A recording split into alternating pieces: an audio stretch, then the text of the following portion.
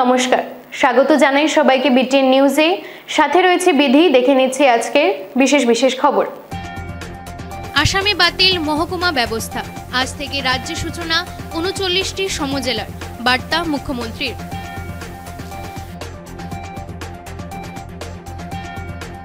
রামকৃষ্ণনগর ও পাথারকান্দিতে সমজেলার মর্যাদা আসাম সরকারের, উদ্বোধন রাজ্যের মন্ত্রী জয়ন্ত মল্ল বড়ুয়া।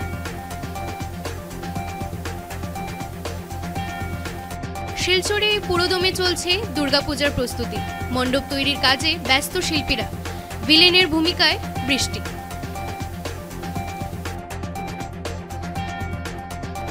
দুর্গাপূজার প্রস্তুতি শিলচর সহ বরাকের আনাচে কানাচে, দেবীর অনিন্দ সুন্দর রূপ দিতে ব্যস্ত মৃৎশিল্পীরা। এইবারে বিস্তারিত খবর। আসামে বাতিল মহকুমা ব্যবস্থা, আজ থেকে রাজ্যে সূচনা ৩৯টি সমজেলার, বার্তা মুখ্যমন্ত্রীর। আসামে বাতিল হলো মহকুমা ব্যবস্থা, আজ থেকে রাজ্যে সূচনা হয়েছে ৩৯টি সমজেলার। সামাজিক যোগাযোগ মাধ্যমে এক বার্তায় ঘোষণা দিয়েছেন মুখ্যমন্ত্রী হিমন্ত বিশ্ব শর্মা। আজ শুক্রবার থেকে রাজ্যের ২১টি জেলার ৩৯টি উপজেলা চালু হলো। এই উপজেলাগুলিকে সমজেলা হিসেবে মনোনীত করা হয়েছে এবং রাজ্য সরকার এই সমজেলার সদর দপ্তরের নামও ঘোষণা করেছেন। এটি উল্লেখ করার মতো যে মন্ত্রিসভা আসামে প্রশাসনিক সংস্কারের জন্য বেশ কয়েকটি নতুন উপজেলা গঠনের সিদ্ধান্ত নিয়েছে। আগস্টে হিমন্ত বিশ্ব শর্মা ঘোষণা করেছিলেন প্রশাসনিক কার্যকারিতা সহজ করার জন্য মোট ৮১টি উপজেলা তৈরি করা হয়েছে। এই উপজেলাগুলি অতিরিক্ত জেলা কমিশনারের দায়িত্বে থাকবে। উল্লেখ্য, আসামের রাজ্যপাল নতুন সহ জেলা এবং তাদের সদর দপ্তরের নাম ঘোষণা করেন। এ মর্মে এক বিজ্ঞপ্তি জারি করেছেন।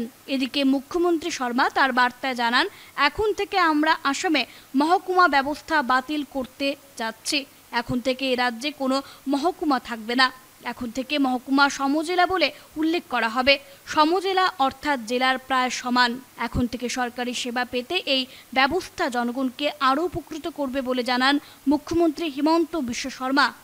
রাজ্যত কোনো মহকুমা নাথাকিব।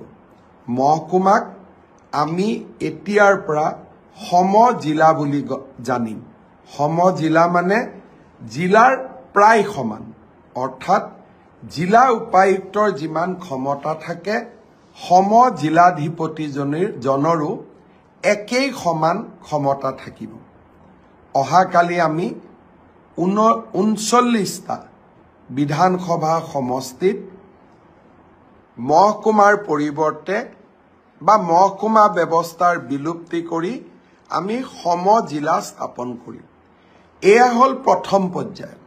দ্বিতীয় পৰ্যায়ত আমি আৰু প্ৰায় ৩৫টা বিধানসভা সমষ্টিত আমি সমজিলাৰ কাৰ্যালয় স্থাপন কৰিম। অহাকালি আৰু পৰহি আমাৰ মন্ত্ৰীসভাৰ সদস্যসকলে অসমৰ বিভিন্ন স্থানত গৈ সমজিলাসমূহৰ আধাৰশিলা স্থাপন কৰিব। ইয়াৰ ফলত ভূমিৰ বিভিন্ন কামৰ বাবে সততে আমি জিলা সদৰ কাৰ্যালয়ত যাব নালাগিব। বিভিন্ন ধৰণৰ NOC পাৰ্মিশ্যনৰ বাবে আমি জিলাৰ সদৰত যাব নালাগিব।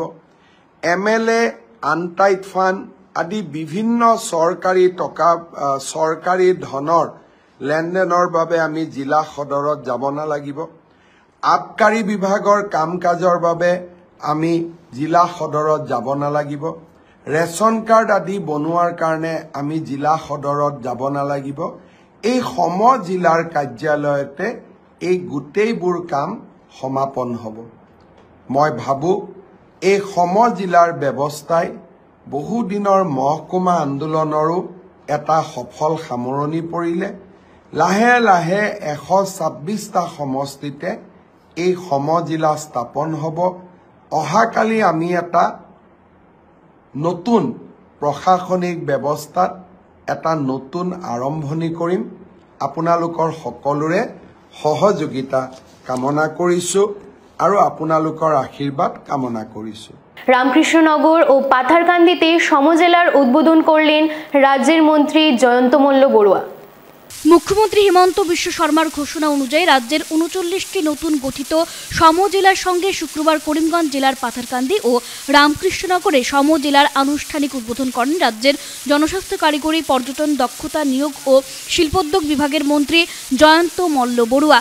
এদিন নির্ধারিত সূচি অনুযায়ী মন্ত্রী দুপুর ২:৩০ নাগাদ সোজা সড়কপথে পাথারকান্দি পূর্ত বিভাগের ডাকবাংলোর পাশে নবনির্মিত একটি ভবনে ফিতা কেটে সমজেলা কার্যালয়ের আনুষ্ঠানিক উদ্বোধন করেন। পরে তিনি স্থানীয় বিধায়ক কৃষ্ণেন্দু পাল সহ জেলা প্রশাসনের শীর্ষ আধিকারিকদের সঙ্গে নিয়ে স্থানীয় লঙ্গাই নদীর বিসর্জন ঘাটে এক জনসভায় মিলিত হন। এতে তিনি বর্তমান সরকারের নানা উন্নয়নমূলক প্রকল্পের প্রসঙ্গ টেনে এনে বলেন, পুজোর প্রাক্কালে এই সমজেলা পাথারকান্দিবাসীর জন্য মুখ্যমন্ত্রীর এক উপহার স্বরূপ। বলেন, দীর্ঘ ৪০ বছরের আন্দোলনের ফসল আজকের দিনের এই সমজেলা প্রাপ্তি। জনগণকে বিভিন্ন সরকারি কাজকর্মের জন্য আর ৩০ থেকে ৩৫ কিলোমিটার সড়ক অতিক্রম করে করিমগঞ্জ জেলা সদরে যেতে হবে না বলে মন্ত্রী উল্লেখ করেন। অনুষ্ঠানে করিমগঞ্জের সাংসদ কৃপানাথ মালা, বিধায়ক কৃষ্ণেন্দু পাল, রামকৃষ্ণনগরে বিধায়ক বিজয় মালাকার, দক্ষিণ করিমগঞ্জে বিধায়ক সিদ্দিক আহমেদ, করিমগঞ্জে জেলা আয়ুক্ত প্রদীপ কুমার দ্বিবেদী সহ অন্যান্যরা উপস্থিত ছিলেন। ৩৯খন সমষ্টিত ৩৯টা সমষ্টিত আমি সমজিলা বা ডিষ্ট্ৰিক্ট শুভ উদ্বোধনী কৰিছোঁ। আজি এটা পবিত্ৰ দিন, নৱৰাত্ৰি আৰম্ভ হৈছে, নৱৰাত্ৰিৰ দ্বিতীয় দিন আৰু আজি আৰু অহাকালি অসমত একেলগে ৩৯খন ঠাইত ডিষ্ট্ৰিক্ট বা সমজিলাৰ কাৰ্যালয় শুভাৰম্ভণি হ'ব। আজি মই অত্যন্ত আনন্দিত যে ৰাতাবাৰী বা ৰামকৃষ্ণনগৰ সমষ্টিলৈকে আহি ৰামকৃষ্ণনগৰত আজি আমি ডিষ্ট্ৰিক্টৰ কাৰ্যালয় ইনগ্ৰেশ্যন কৰিলোঁ আৰু সঁচাকৈ ৰাইজৰ কাৰণে এই ধৰণৰ এটা সেৱা দিবলৈ পাই আনন্দ অনুভৱ কৰিছোঁ। মাননীয় মুখ্যমন্ত্ৰী হিমন্ত বিশ্ব শৰ্মা ডাঙৰীয়াৰ দিনত ডাঙৰ এটা এডমিনিষ্ট্ৰেটিভ ৰিফৰ্ম, যাক আমি বহুত ডাঙৰ প্ৰশাসনিক সংস্কাৰ বুলি ক'ব পাৰোঁ। গাঁৱৰ ৰাইজে এখন সাধাৰণ চাৰ্টিফিকেটৰ কাৰণেও DC অফিচলৈকে যাব লাগিছিল। নেক্সট অফ কিন চাৰ্টিফিকেট, মাটিৰ কাগজ পত্ৰ বিভিন্ন কাৰণত DC অফিচলৈকে বা আগৰ যিটো জিলা আয়ুক্তৰ কাৰ্যালয় আছিল তালৈকে যাব লাগিছিল। এতিয়া প্ৰতিটো সমষ্টিৰ লোকে নিজৰ নিজৰ সমষ্টিত এনেকুৱা এটা ডিষ্ট্ৰিক্ট বা সমজিলা পাব, য'ত সকলো সা সুবিধা ইয়াতে পাব। গতিকে আমাৰ ৰাইজৰ প্ৰশাসনিক ক্ষেত্ৰখনৰ দ্বাৰা ডাঙৰ সংস্কাৰ আৰু ৰাইজে ইয়াৰ পৰা বহুখিনি সুবিধা পাব। আৰু মোটামুটিকৈ ই বহু ঠাইত হয়তো কেতিয়াবা মহকুমাৰ ডিমাণ্ড আছিল, মহকুমাতকৈও বেছি হৈ ইয়াত সমজিলা বা জিলাৰ সমপৰ্যায়ৰ এটা কাৰ্যালয় ইয়াত উন্মোচন হ'ল। যেতিয়া সমজিলা হ'ল, তেওঁ ৰামকৃষ্ণনগৰ বহুত আগবঢ়া হৈ গ'ল। জিলা হেডকোৱাৰ্টাৰ হ'ল বুলিয়ে ক'ব পাৰি। মানে জিলাৰ হেডকোৱাৰ্টাৰ আৰু সমজিলাৰ মাজত বহুত বেছি পাৰ্থক্য নাই। মই ভাবোঁ যে আমাৰ বিধায়ক বিজয় মালাকৰ আৰু সাংসদ কৃপানাথ মাল্লাৰ দিনত ইয়াত খুব সুন্দৰ এটা ডাঙৰ কাম হ'ল, যিটো প্ৰতিটো সময়ত নেক্সট জেনেৰেশ্যনে সদায় মনত ৰাখিব যে এনেকুৱা ধৰণৰ এটা প্ৰশাসনিক সংস্কাৰ ৰাইজৰ সুবিধাৰ কাৰণে কৰা হ'ল। কৰিমগঞ্জত ৰামকৃষ্ণনগৰ আৰু পাথাৰকান্দি সমজিলাৰ কাৰ্যালয় শুভাৰম্ভ হ'ব আৰু দুখনকৈ সভা আছে আৰু অহাকালি কাছাৰৰ আমি লক্ষীপুৰ কৰিম।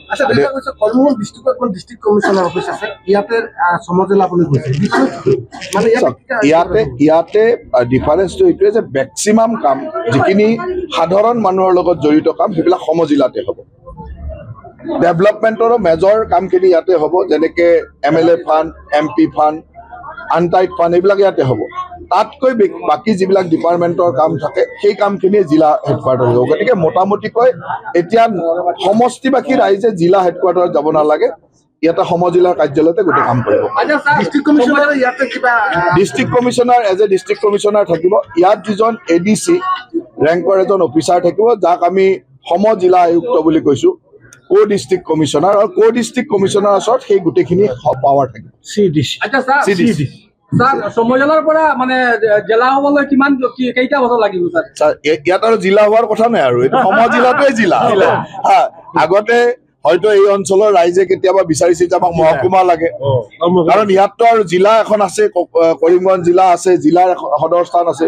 গতিকে ইয়াত প্ৰতিটো সমষ্টিতে এখন সমজিলা মানে জিলা পৰ্যায়ৰ কাৰ্যালয় এটা হ'ল, জিলালৈকে নোযোৱাকৈ ইয়াত ৰাইজে কাম কৰিব পাৰে। পূজাৰ পূৰ্বে বঙালীৰ এটা শ্ৰেষ্ঠ উৎসৱ দুৰ্গা পূজা, পূজাৰ পূৰ্বে কিবা পূজাততো এইটো ডাঙৰ উপহাৰ। মাননীয় মুখ্যমন্ত্ৰী ডাঙৰীয়াৰ ৰামকৃষ্ণ নগৰ ভোটাৰসকলক ৰাইজৰ কাৰণে এটা ডাঙৰ উপহাৰ আৰু আপোনালোকৰ বিধায়ক আৰু সাংসদৰ ৰাইজৰ। শিলচরে পুরোদমে চলছে দুর্গাপূজার প্রস্তুতি, মণ্ডপ তৈরির কাজে ব্যস্ত শিল্পীরা, ভিলেনের ভূমিকায় বৃষ্টি। শিলচর সহ গোটা উপত্যকা জুড়ে পুরো দমে চলছে দুর্গাপুজোর প্রস্তুতি। হিন্দু ধর্মাবলম্বীদের সবচেয়ে বড় ধর্মীয় উৎসব শারদীয় দুর্গাপুজো। শরতের নির্মল নীল আকাশ, প্রকৃতির সবুজের সমারোহে সাদা কাশফুল, শিউলির মন ভোলানো সুগন্ধ, ঢাকের বাদ্য আর প্রতিমা তৈরি সহ মণ্ডপ তৈরিতে কারিগরদের ব্যস্ততা জানান দিচ্ছে দেবী দুর্গার আগমনী বার্তা।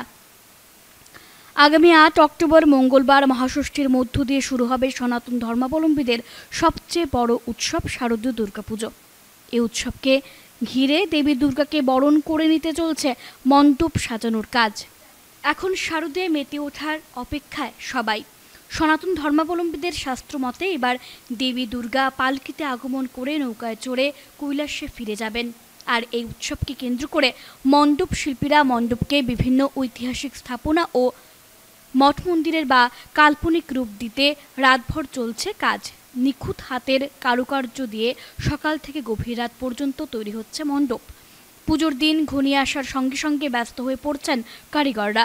তবে দিন কয়েক ধরে চলা বৃষ্টি ভিলেনের ভূমিকায় অবতীর্ণ, ফলে সরজমিনে বিভিন্ন মণ্ডপে গিয়ে দেখা যায় মণ্ডপ প্রস্তুতির কাজে বেজায় সমস্যায় পড়তে হচ্ছে কারিগরদের। দস্তুর মতো কপালে চিন্তার ভাঁজ পড়েছে পুজো কমিটিগুলোর, তবে প্রস্তুতিতে নেই কোনো খামতি। মণ্ডপে মণ্ডপে চলছে ব্যাপক প্রস্তুতি।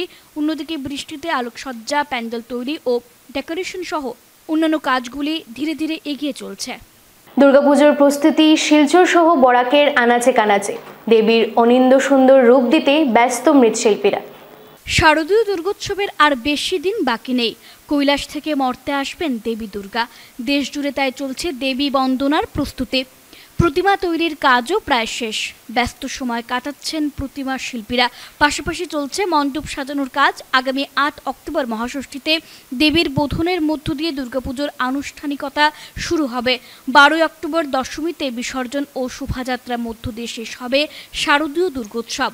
এদিকে বছর ঘুরে সনাতন ধর্মাবলম্বীদের সর্ববৃহৎ এই উৎসবকে ঘিরে মণ্ডপে মণ্ডপে বেড়েছে প্রতিমা শিল্পীদের ব্যস্ততা। এক প্রতিমা শিল্পী বলেন, প্রতিমায় রং ও তুলির আঁচড় দিয়ে সাজিয়ে তোলা হয়েছে। তিনি বলেন, এখন প্রতিমা তৈরির কাজে গালামালের দাম বৃদ্ধি, শিল্পীদের পারিশ্রমিক বাড়ার কারণে খরচ প্রায় দ্বিগুণ হয়েছে। তবুও এই কাজ তাদের করতেই হবে, কারণ এটা তাদের ধর্মীয় রীতিনীতি। শেষ মুহূর্তে দেবীকে পরানো হবে পোশাক পরিচ্ছদ সহ অন্যান্য আলপনা। এদিকে প্রতিমা শিল্পীরা বৈদিক সিদ্ধান্তে ও ব্যক্তির কল্পনায় দেবী দুর্গার অনিন্দ সুন্দর রূপ দিতে রাতভর চালিয়ে যাচ্ছেন প্রতিমা তৈরির কাজ। নিখুঁত হাতের কারুকার্য দিয়ে সকাল থেকে গভীর রাত পর্যন্ত তৈরি করছেন প্রতিমা। পুজোর দিন ঘনিয়ে না আসতে ব্যস্ত হয়ে পড়েছেন প্রতিমা তৈরির শিল্পীরা।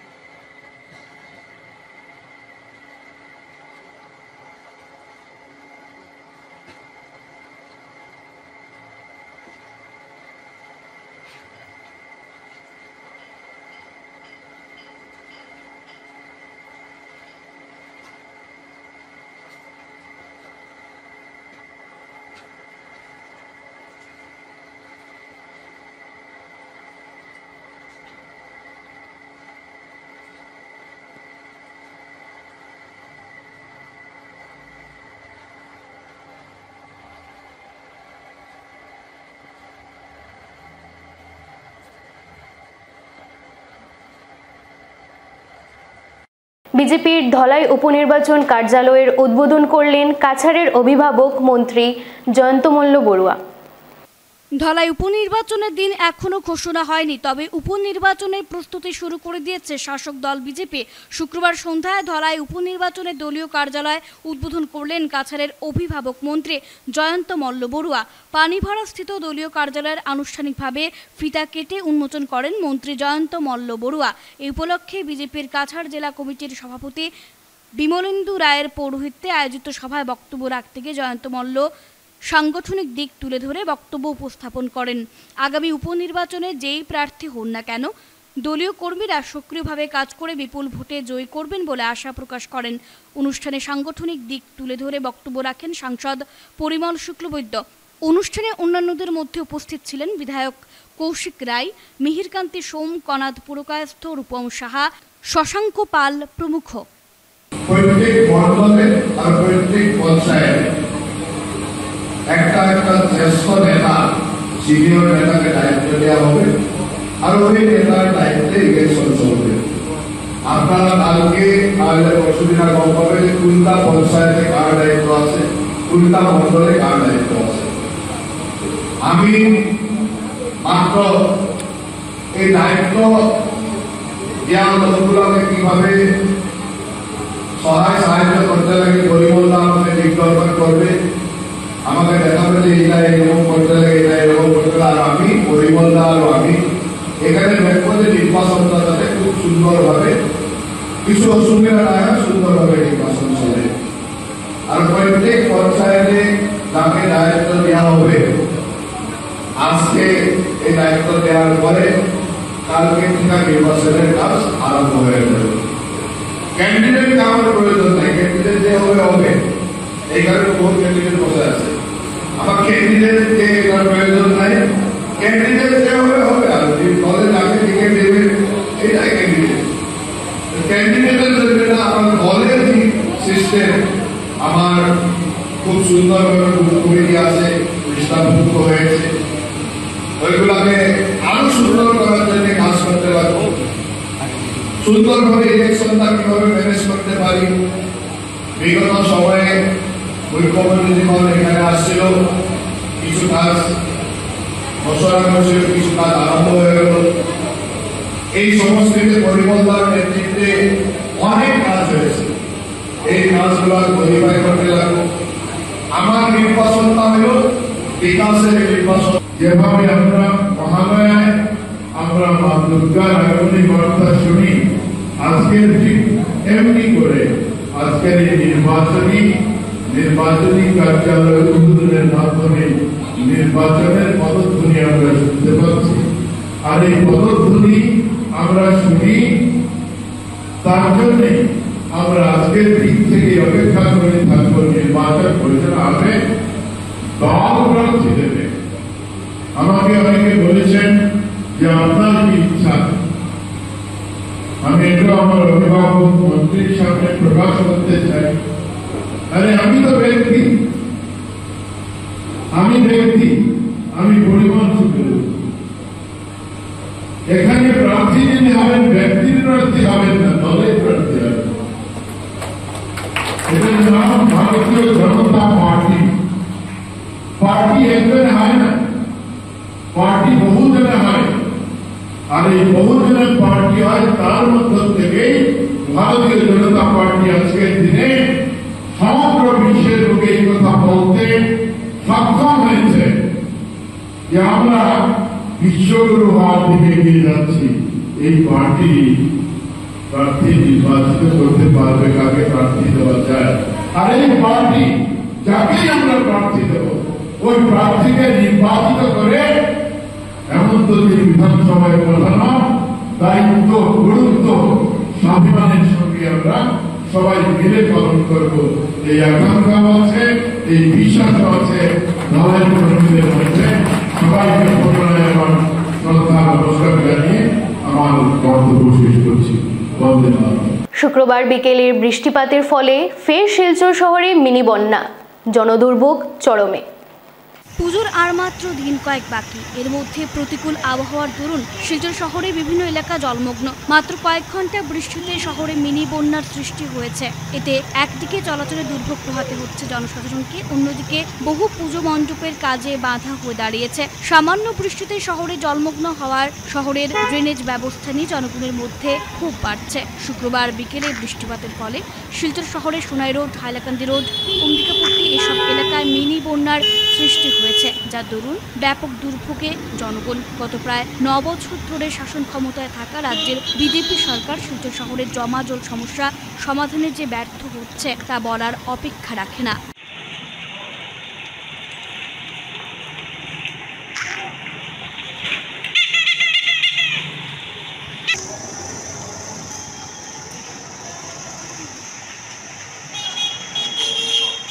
দেখে নিচ্ছে আজকের বিশেষ বিশেষ খবর আরও একবার।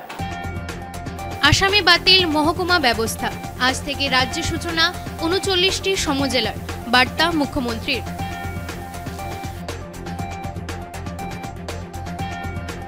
রামকৃষ্ণনগর ও পাথারকান্দিতে সমজেলার মর্যাদা আসাম সরকারের, উদ্বোধন রাজ্যের মন্ত্রী জয়ন্ত মল্ল বড়ুয়ার।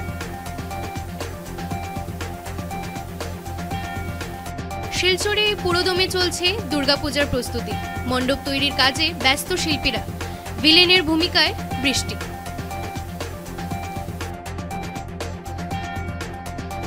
দুর্গাপূজার প্রস্তুতি শিলচর সহ বরাকের আনাচে কানাচে, দেবীর অনিন্দ্য সুন্দর রূপ দিতে ব্যস্ত মৃৎশিল্পীরা। আজকের মতো বিটিএন নিউজ এই পর্যন্তই। ধন্যবাদ।